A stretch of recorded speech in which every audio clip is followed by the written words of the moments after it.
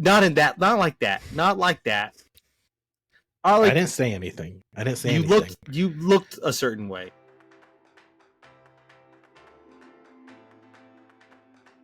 What's up, everyone? Matt here with Down Once More, and I have New Testament PhD candidate Brad joining the podcast today, and we are going to be reviewing Jesus Christ Superstar.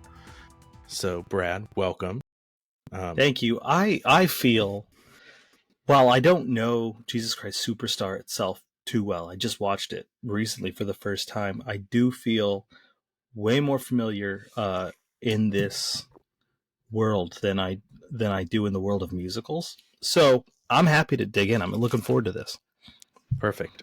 We'll focus on the musical aspects first, and then we can get into your whole subject matter. What is the most crinkly thing ever that you are fiddling with? Bag of rubber bands. Okay. So look, I'm currently in the process of building a ukulele, and so building a ukulele. Yeah, as one does. Let me show you. I got. That sounds like the most school project ever. So this is the top and the back. I got the sides pre-bent back there. Here's the bracings and everything. I'm gonna have to install frets and all that good stuff. So I've been using rubber bands to fortify these clips for when I'm gluing up the bracing and everything. Nice. As one does. There you go. As one does.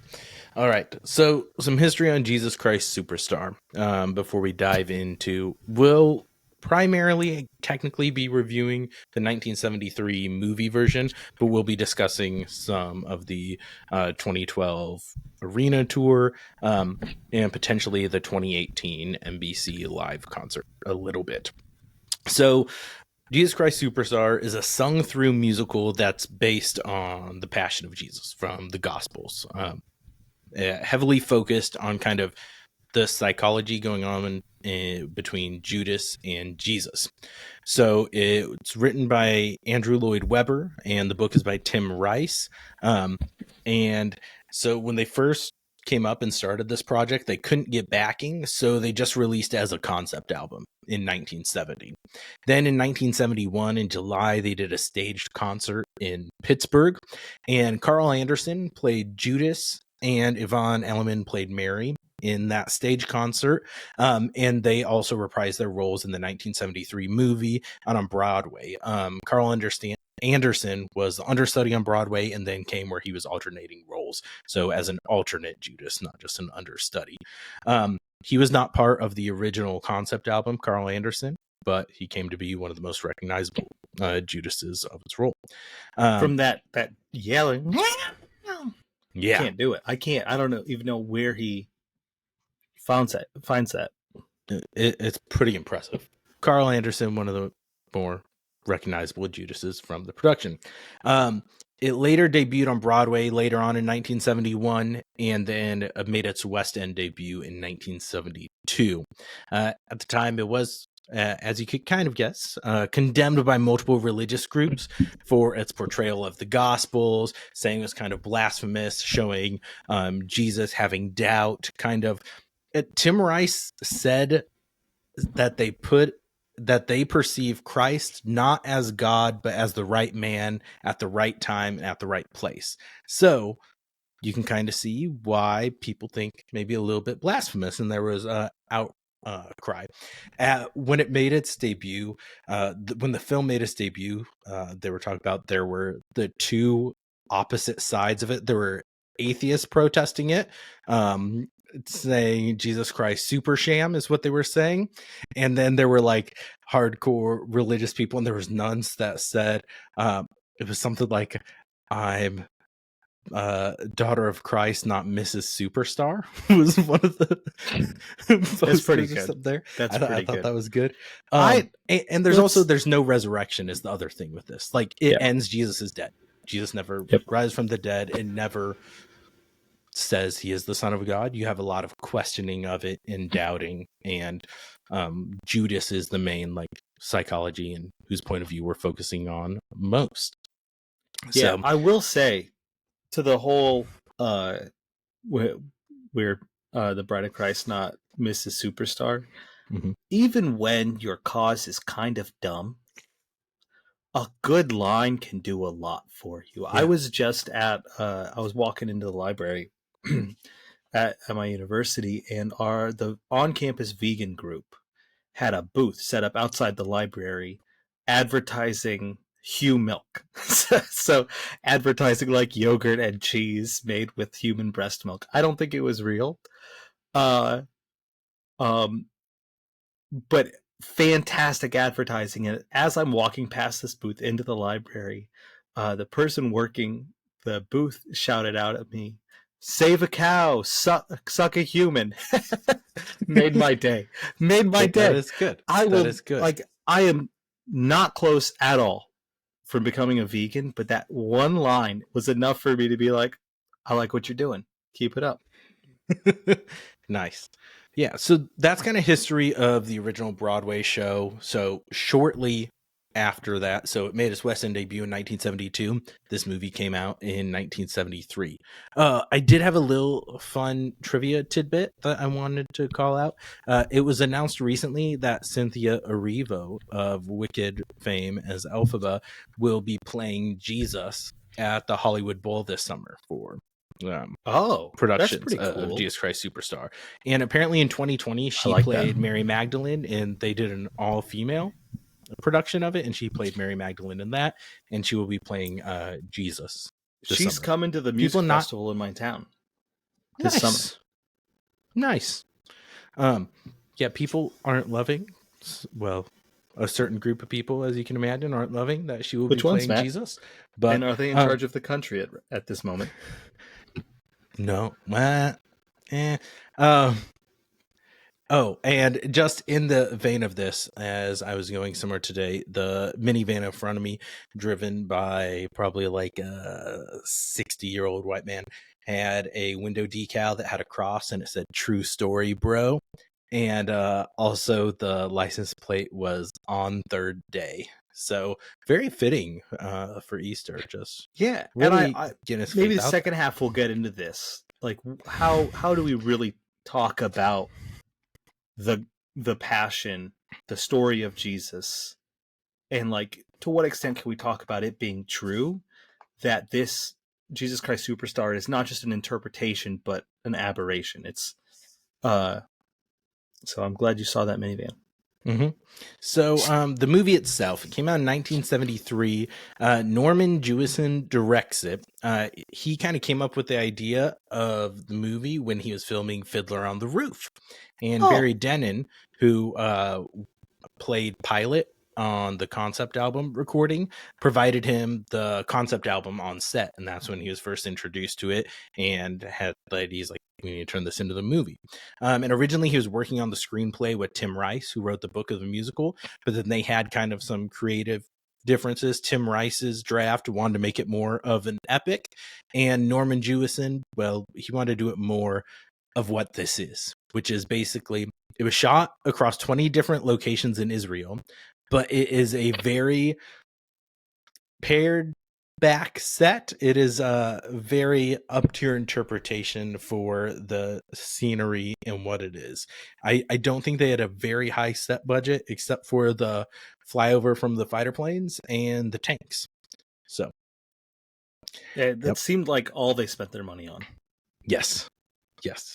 And so the cast, Ted Neely played Jesus. He had been an alternate of Jesus on the Broadway version for a while, and then got the opportunity here. And then Carl Anderson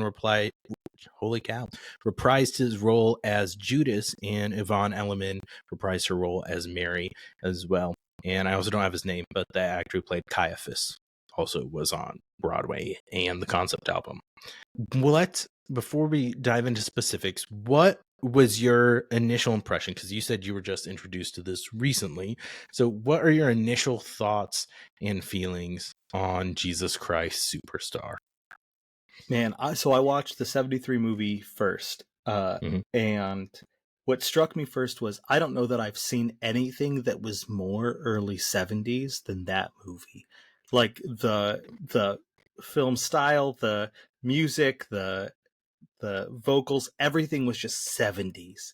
But even the music itself, like this is like a, supposed to be like a rock musical. And this is in the time when like the big rock bands of the day were writing soundtracks for movies and doing partnerships with Hollywood. So, the Who did Tommy, and a bit later Pink Floyd did The Wall and all that. The Beatles had one. But this was Andrew Lloyd Webber, and it really felt like I'm listening to the music and I was like, yeah, this is absolutely what a theater kid thinks rock music sounds like. Like this is not Pinball Wizard. This is very clearly theater music. But him thinking, man, freaking rock and roll. And I thought it was campy. It was cheesy in an endearing way. I thought it was fantastic. I loved it. I do have to say the overture into Heaven on Their Minds is one of my favorite openings in a musical. Like, I love the music and that intro. Andrew Lloyd Webber does some fantastic overtures and intros. Like Phantom, that's one of my favorite moments and parts of that show as well. Heaven on Their Minds. I mean, overture. Do we count overtures as opening songs? There's some overtures that are better than others, though. Because I think there's some that I would skip on a recording. This overture I listen to every time. Yeah, I think Heaven on Their Minds is one of the strongest, if we can count that as a first song, is a strong opening, like sung number. Because it introduces the tension that's going to carry out throughout the entire thing. But I found when I went to watch the 2012 concert, the way that they like stitched in, instead of like unpacking, like driving in like a friggin' shaggin' wagon with the cast into the desert and like unpacking everything, which I think works once you get to the end. But the way they touched on current events and like anarchy and chaos in the modern in the 2012 world with like news sound bites and everything was even more impactful, at least for me as a modern viewer, a more impactful pairing with that overture into Heaven on Their Minds than the once again incredibly 70s hippies getting out of a van in the desert opening, which is a lot of fun. It is. And that's what you said is almost word for word what I said so I first watched this movie for the first time about a year or so ago when I saw the 50th anniversary national tour. They're dragging that 50th anniversary tour out. It'd been going for multiple years, but I saw it last year, and seeing it live was fantastic. And I'd watched the 1973 movie, and I said when I did the review, I'm like, it's maybe the most 70s movie that I have ever seen. Like it is. So I appreciate that you picked up on that as well. And I agree. I tend to gravitate more towards the 2012 production, just because I think while Carl Anderson and Tim Neely are fantastic, Tim Minchin's performance as Judas and the emotion he brings in are fantastic. And if you want to see multiple white people with dreads, then the 2012 theater version was so fascinating to watch. I think that Jesus Christ Superstar might be the only like remake or like sequel I'm aware of where the like 2010s, like the 21st century version, had more white actors in the principal roles than the 70s original. That's true. That was hilarious. I was just like, what? Like, and like, like, give them credit. The just overall vibe of the cast in the original one really did capture this, like, really diverse, cobbled together group of folks that would have been the 12 disciples, right? Like the 12 disciples weren't, I mean, they were all Judeans like Jesus, but they were from all over and from totally different settings and circles. And so they captured that with kind of, I think, visual cues that resonate with modern audiences. So kudos to them in the 73 version for sure. Yeah. And then there's also a version, before we get back into this, since we touched on it, the 2018 live version, back when doing live versions of musicals on network television was all the rage. NBC did one with John Legend as Jesus.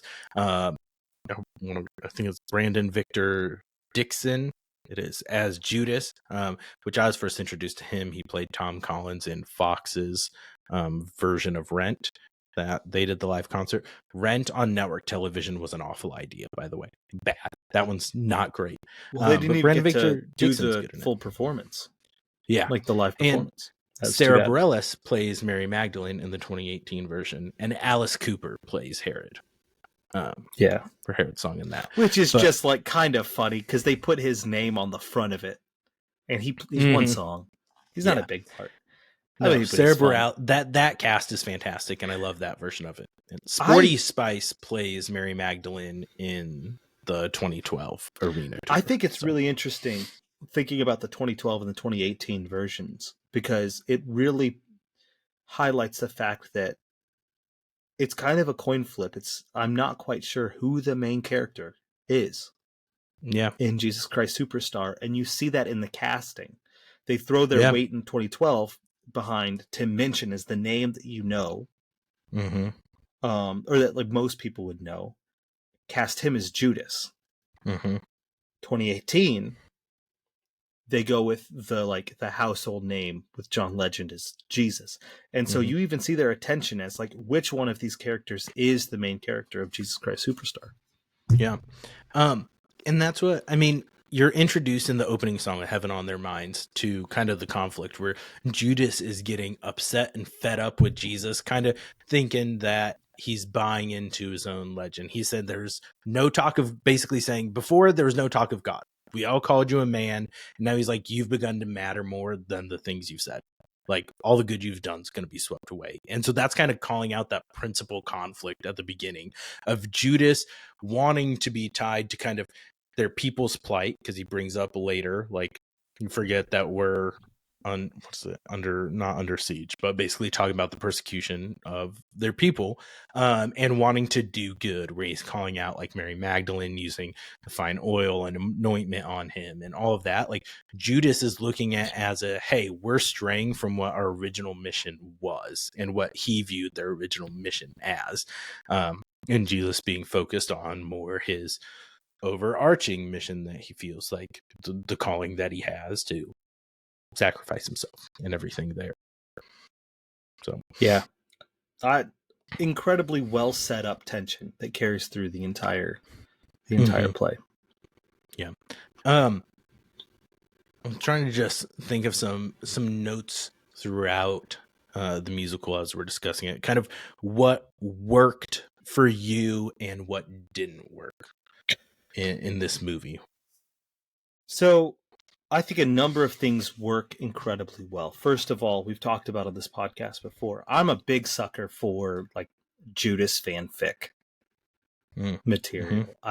It goes all the way back to the Gospel of Judas, which is an early, I believe they dated around the 3rd century gospel text, which has Judas as like the most enlightened of the disciples, and Jesus pulls him aside. It's just like, hey, I need to escape this fleshly prison. You need to help me. Those schmucks don't get it. Go turn me over to the priest so I can get killed and I can escape this. There's all sorts of different iterations and ways people have thought about Judas and his role over the ages, other than just pure villain. So I thought the portrayal of Judas was incredibly compelling and just fascinating. As this tormented, like, I was on board with everything that you said and did, but you're not that guy anymore. How do I handle this? I thought the portrayal of Pilate was also incredibly just nuanced and on point, where he has that premonition where he's dreaming. He's like, he has that admiration. He's like, I met this man. He was incredible. He had that look in his eyes that you don't see too often. And I see thousands of millions of people and they're all blaming me for his death. And that is kind of how it plays out. If you take the way Pilate is portrayed, especially in the Gospel of Matthew, he's pretty sympathetic to Jesus, and he's just like, I'm out. this is on you. If you want to kill him, I've done everything I can for this Mm-hmm. guy. And then just even the like back and forth with Pilate, which is in that case then way more focused on Pilate and Jesus and John, where he's like, you say Mm-hmm. so. And Pilate being like, man, like, you don't give me much of a choice. Like, he tries to put him to Herod. He comes back and he's like, fine, I don't have, like, I guess this is what I have to do. I Mm-hmm. thought phenomenal portrayal of Pilate. Yeah. So that worked. And overall, I think the music is just uh, a lot of the hooks, a lot of the recurring themes are just absolute fire.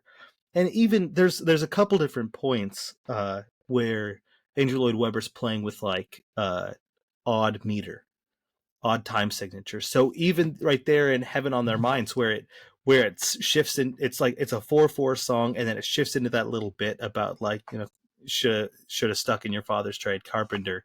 That's in 7/8, like that weird like little backbeat kind of Mm-hmm. funky. He shifts I really like complete that. different time signature. Mm-hmm. So he goes into 7/8. Or what's the temple, and then when he Mm-hmm. sees the lepers, that's also a song in 7/8, Yeah. which is really, I mean, it's a really cool time signature because it doesn't like it feels like the next measure starts earlier because it starts a half beat before you would expect it, which kind of pushes and brings intrigue to the piece. But then it's really fast in the temple, and then he Mm-hmm. slows it down when he's with the lepers. That I think has a uh, great emotional effect, and it shows the Yeah. way these like really technical elements of music, even if you're not aware of them, really do contribute to the overall impact and effect of the music. I thought it was really masterfully done. It shows why Andrew Lloyd Webber is Sir Andrew Lloyd Webber. That's right. Um, Speaking of the lepers, one interesting call out, I don't know if you picked up on it. In the 1973 movie, when all the lepers are surrounding him and he's trying to heal him and he's getting overwhelmed, he's like, there's too many of you. In the 1973 version, he just yells, leave me alone at the end. But in 2012 and 2018 Yourself. and subsequent versions, he yells, heal yourselves. Yeah. And Which is both of those work in their own ways. One heal thing, yourselves hits different for me, it and sure I like does. heal yourselves. I feel like is the superior Absolutely. version of that. But Absolutely, and this is, yeah, we'll talk. I want to talk later about like the difference between claiming something is how it happened and a commentary on how Jesus's followers have treated the figure of who Jesus is. okay. But I think that the heal yourself really cuts to the way a lot of people feel about religion. Like, you talk a big game about the poor, about the sick, about the needy, Mm-hmm. but at the end of the day, you're just telling us to like deal with it ourselves. And I think that that's a really insightful kind of tweak and change. Mm-hmm. What didn't work as much for me, I think the big thing that stood out for me, there's times when the vocals in the 73 version are so 70s that it's a little bit distracting. Like that high, just like, You get go the power, beyond. you get the glory. That Yes, part at it the just Simon doesn't. Zealotes. Yep. It just doesn't quite do it for me. But then you listen to the more modern versions, and it's way different. In fact, Yep. I like even like the instruments and the instrumentation of the more modern concerts. They really like crank up, and like the drums and the bass, especially the rhythm section, are having a blast and they're moving around. So I love that in the modern versions. But when you go back to the 73, it feels a bit dated. I also think that like it is important to be careful in the portrayal of Jewish characters in passion narratives and in when we're talking about the life of Jesus, because Christians have really weaponized the whole the Jews killed Jesus deicide uh, claim to cause a lot of harm and death and damage over the years. So there are times when Caiaphas is really just kind of a caricature just villain. And he's just kind of a comic book, just like bad guy standing over, passing his decrees.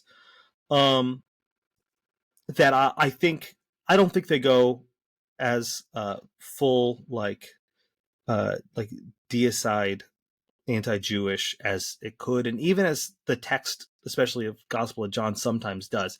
And it doesn't make it all of the Jewish people, but I think that that's something that we can give a little bit of pause to. So maybe the sympathy of like tormented Judas, we could have extended that a little bit more to the Jewish leadership, as like the Romans are going to destroy us if this guy doesn't shut the hell up. Yeah. That's less fair. like we're threatened for our thing. And there is the element of like the Romans are going to stomp us down. This guy needs to die so the many don't. But pull back the kind of caricature villain side of Caiaphas and Annas, and highlight the like desperation, rock in a hard place. What do we do with this guy? Plight. Yeah. One thing, speaking of Caiaphas and Annas, added for the movie version is the song Then We Are Decided, about them, like kind of the first song where they're introduced. That's the only iteration of the show where that song exists. It didn't make it to stage. The movie was the first kind of premiere of Could We Start Again, Please? That wasn't on the original concept album or anything like that. And that made its way to stage versions and future iterations. But Then We Are Decided only exists in the movie. And I like, it's a fine song. It doesn't really do anything extra or further that story more than This Jesus Must Die. I think This Jesus Must Die is a fine introduction to that. Absolutely. That sect, that group. Absolutely. I would also throw in there that the Caiaphas in the movie is, of the recordings I've heard, the most comfortable with the bottom of the register. Of that. Yeah. Of that part, to the extent that I didn't realize that his part was as low as it is. Yeah. Until I was listening to the 2012 recording, the 2018 recording, and you can hear them really straining to reach those bottom notes, where in the movies pretty effortlessly, pretty easily doing it. And I think that's a really impressive performance that I didn't appreciate the first time I watched it. Yeah, that's fair. I think one thing, I guess we're not going to get into all the philosophical things and things like that.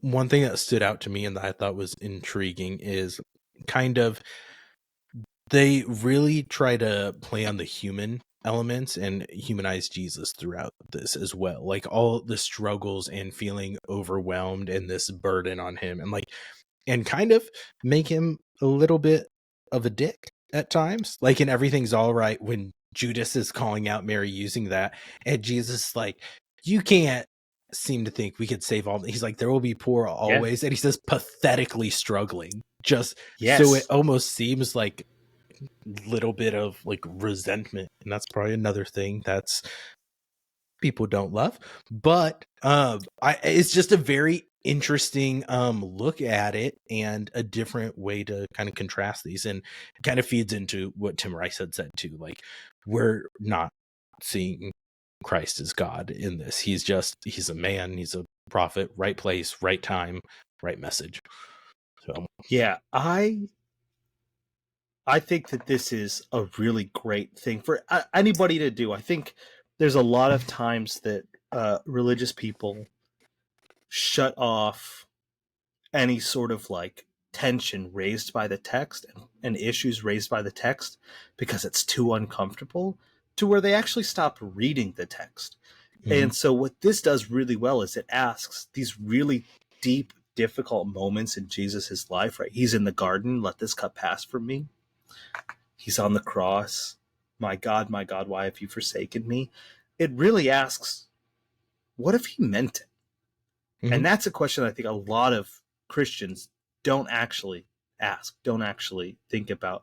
But even like we talked about at the beginning of Judas having on their mind, he introduces this like, used to just be a man.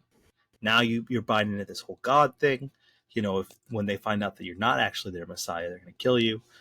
This is actually kind of a movement from Jesus as pretty human to Jesus being seen as more and more divine is something Yeah. we see in the Bible itself.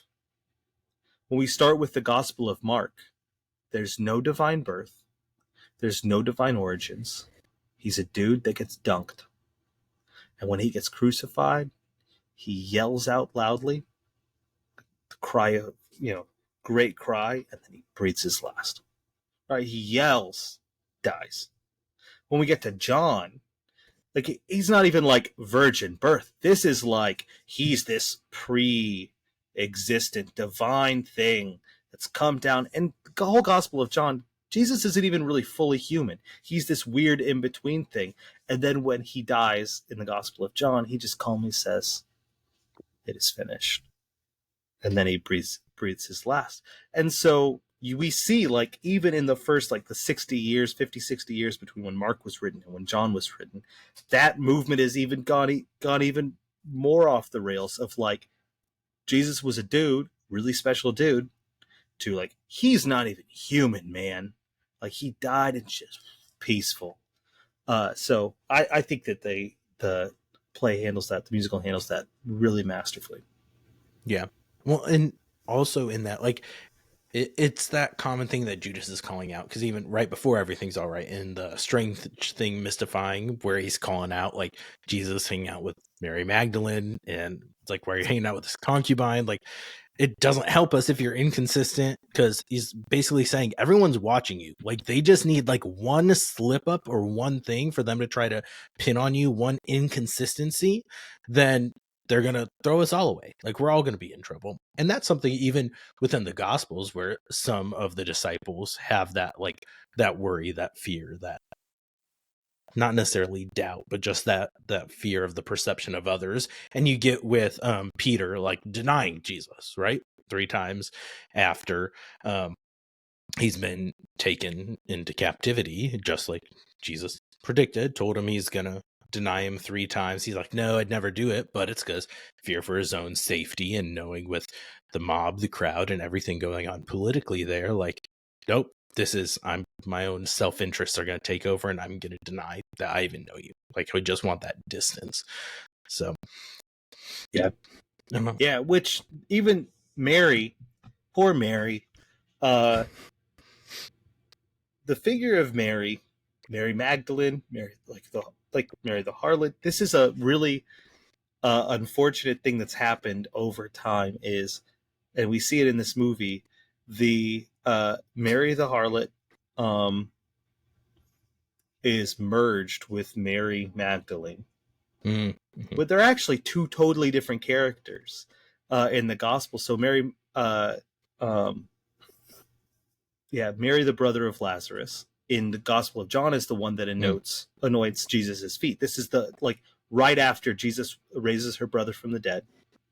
In the next chapter, she's anointing his feet with this costly oil. The Gospel of Matthew, it's just some woman. And I believe it's in Luke.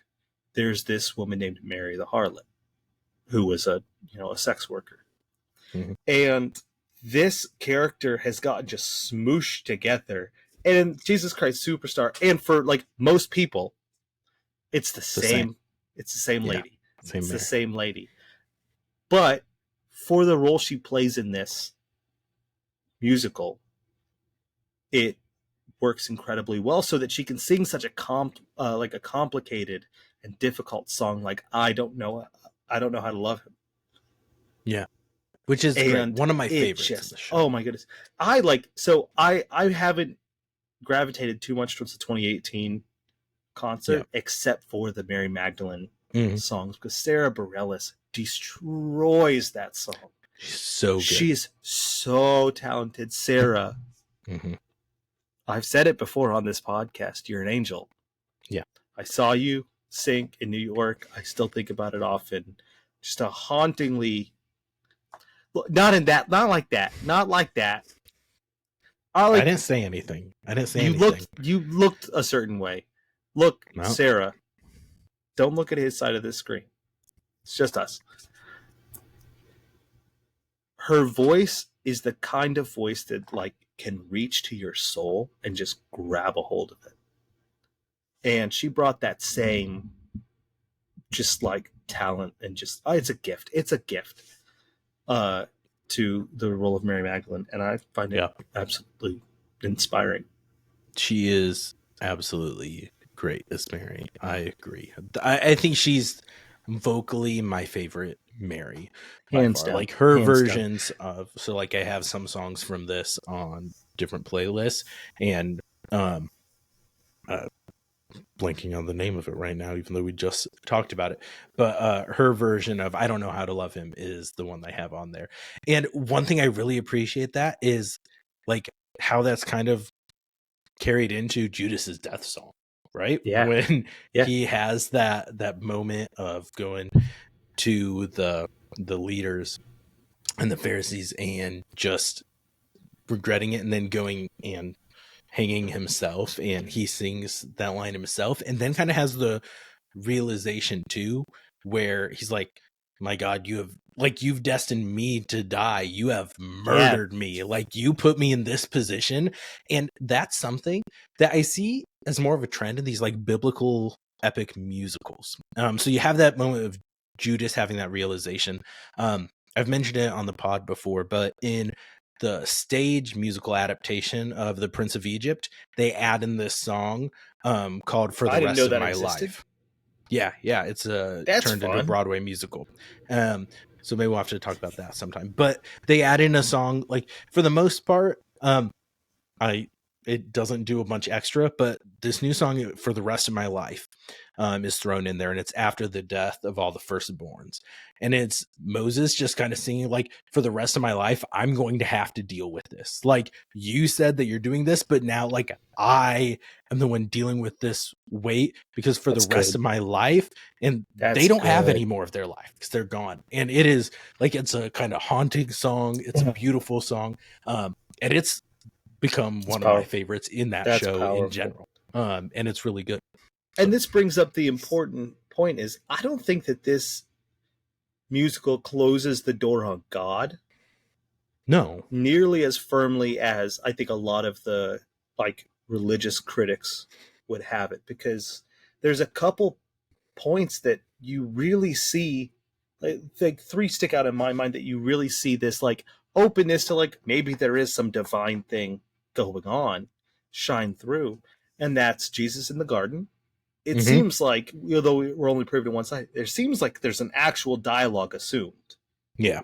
Like there's a legitimate question. Please let me. Fine, I'll do it. And like he's, conflicted and upset and like wrestling through that. There's Judas saying, I see what you've done. And like, it's a pivot. Judas is putting it on Jesus pretty much that whole time. It's like, you've driven me to this. Like, this is what you would have wanted before. Like, I'm just doing what you would have wanted. This is you. And then he has this moment where he's just like, oh, fuck. God, you've done this to me. And there's even like an afterlife scene. Yeah. Which presupposes an afterlife. And just because you don't show, first of all, like, not showing a resurrection doesn't preclude the existence of God. Right. It doesn't even say there's no resurrection. It just doesn't exist. It just says that's where our story ends. That's not the story we're telling. Yeah. So I think that very genuine, because that's the thing. It's like, no matter how much fundamentalists and like dogged atheists want to portray it as, no, we can know. That's something that every human has to grapple with. Is we cannot confirm nor deny with complete certainty the existence or non-existence of God. Yeah. And I think that the musical holds that tension very well. Yeah. You mentioned that Judas in kind of the afterlife scene when he sings basically the title song, Superstar, and he comes down, and Tim mentions portrayal of that. Very fun. But it's also a little bit weirder because he does it while Jesus is hanging up there on the cross. In this, it's a little different. It's a more big song and dance number. But one of the lines in there is, so it's like, yeah, it doesn't necessarily do away with that, but there are some almost like why the fuck would you have done it this way? Like, there's still the questioning, because he's like, if you'd come today, you could have reached a whole nation. But like, yeah, Israel in 4 BC had no mass communication. Like, that's those are the lyrics. He's just gone. He's like, if you were really trying to make the biggest impact that you could, would you really have done it then? If it was really important to you for people to know the truth, would you have really done it then? So there is that questioning. You went to Sunday school the same as me growing up, the same fucking Sunday school. In the fullness of time, God sent his son. That's true. Time was full. That's true. Mm-hmm. Because it's an interesting thing too, because Tim mentioned famously an atheist, and he will say that he has multiple songs about it, as comedy songs about it, and he views it as a heavily atheist musical as well. That's kind of his point of view and his portrayal of it. But like you said, there's the different interpretations, and there's certain songs that do make it clear where they're not closing the door, and they use a ton of lines and dialogue directly from our modern day scriptures, like those translations and things like that. So like, they dive in, they know the story, they're wanting you to think of, just see Jesus a little bit more as a flawed individual, not this perfect divine son of God who never did no wrong. So yeah, no, I apologies. The things that potentially didn't necessarily work for me is in the movie where it's perfectly 70s. That isn't something I necessarily want in it. I think like for me, the 2012 and 2018 versions are my, like, they edge out the 1973 version for me.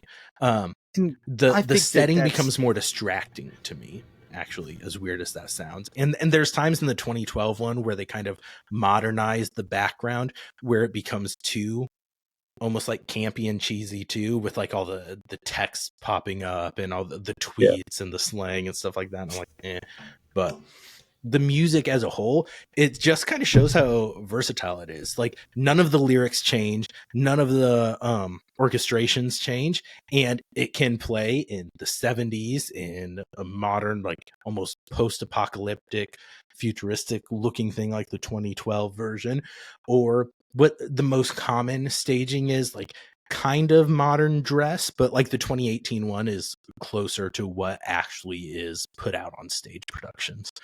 Yeah, but I think this also is in line with your overall vibe about musical recordings, where you prefer to have a recorded stage production, rather than a theatrical release. And so when the theatrical release is that like dated, there's not much like timelessness. Like, you watch The Godfather, which came out 71, 72, somewhere right in there, somewhere around there, very similar in when it was filmed and released. The Godfather slaps always. There's a timeless element of it, even though it's from the same time. But when you spend so much energy capturing the vibe of that moment, you run the risk of it just feeling dated and more like an artifact than art. Yeah.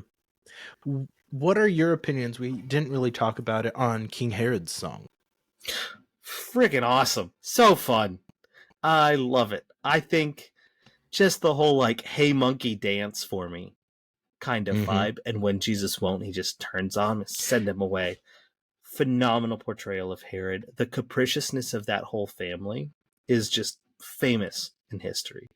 Yeah. They were absolutely just Nepo baby, just spoiled Nepo babies.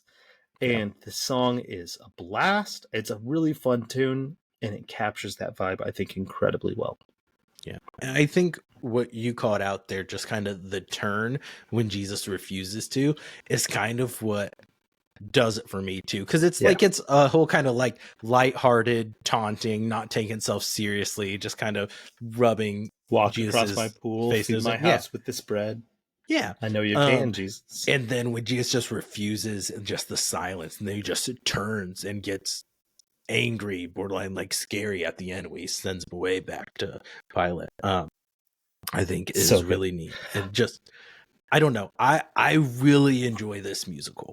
Like, it was one I didn't discover for me until a few years ago, but there are multiple songs that are in heavy rotation. And like Tim mentions portrayal of the Judas Death song, and that and just the emotion and everything in that is one of my favorites. Unfortunately, there's no like recording of Yeah. that one like on audio platforms that's filmed and you can watch it and rent that, but you can't get it on Apple Music or Spotify or anything like that. But YouTube has it, and I throw that sucker on sometimes because it is just a powerful performance of it. Yeah. I feel like. And let's all, like, while we're talking about performances, I just gotta say the Hosanna song kicks so much ass. It just stuck in my head. Hosanna, hey, Zanna, Zanna, Zanna, Hosanna. Like, freaking incredible. JC, JC, would you fight for me? Pivoting into, would you die for me? Yeah. In light of, I mean, specifically, I think Caiaphas saying this guy's got to die for the many. So well done. Love that too. One other thing that I had noted, kind of jumping around a little bit, talk about how perfectly 70s it is. The temple scene when you've got everything going on in the temple and you've got grenades, miniguns, everything like that, cash registers, like all these random like 70s things being sold at the temple, or even like the costumes in it where you have the soldiers in purple tank tops, combat pants, super shiny silver helmets, and spears. And just, I don't know. I enjoy it. I think it's very well done for like the time and the story it tells, and I think it was a good adaptation where it was very soon after the show premiered, and so there are a lot of people who probably hadn't gotten to familiarize themselves with it, and this probably expanded its popularity. But I think all three versions that are out there to watch, and there was also like I think it was like a 2000 version that they did as well. That was a direct to TV, but I cannot find that anywhere to watch. So there have been multiple adaptations of it and multiple out there. And I think all of them are pretty solid. Like, you can't go wrong. Different people are going to have different preferences. And like I said, the music remains the same and it's powerful. The lyrics are powerful. The message is powerful and up to interpretation in some points. But do you have any kind of final thoughts or things you wanted to touch on? I think one big thing, and that's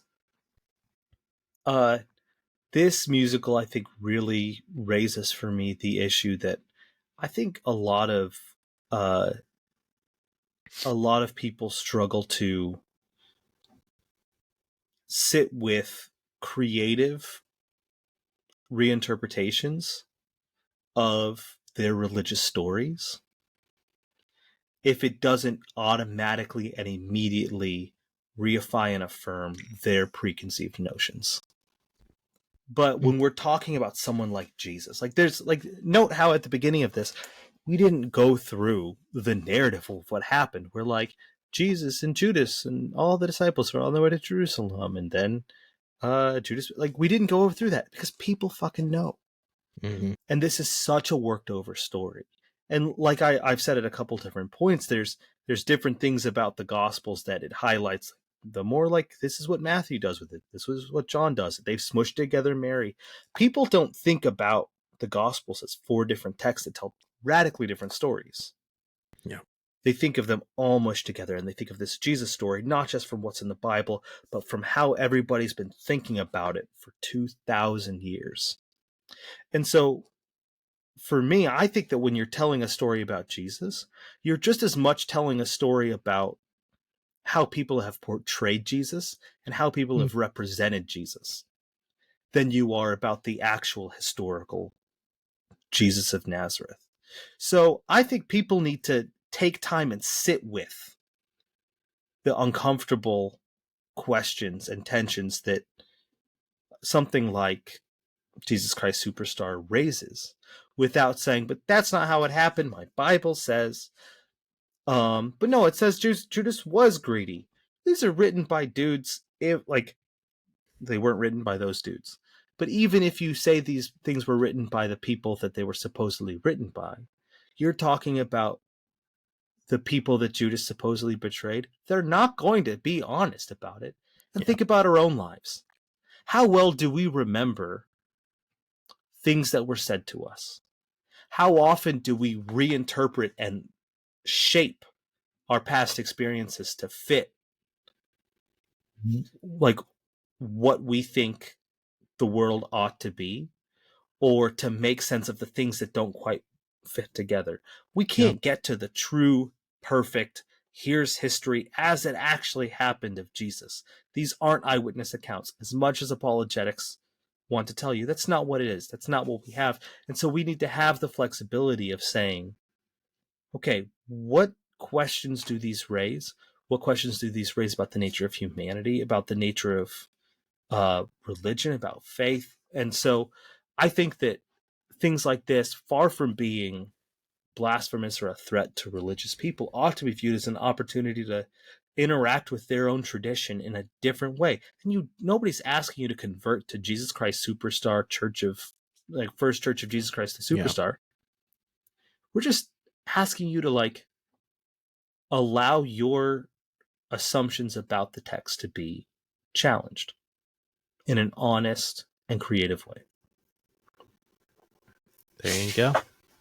Well, I don't have more to elaborate on than that, but so I think that's where we're gonna call it and close out for this episode.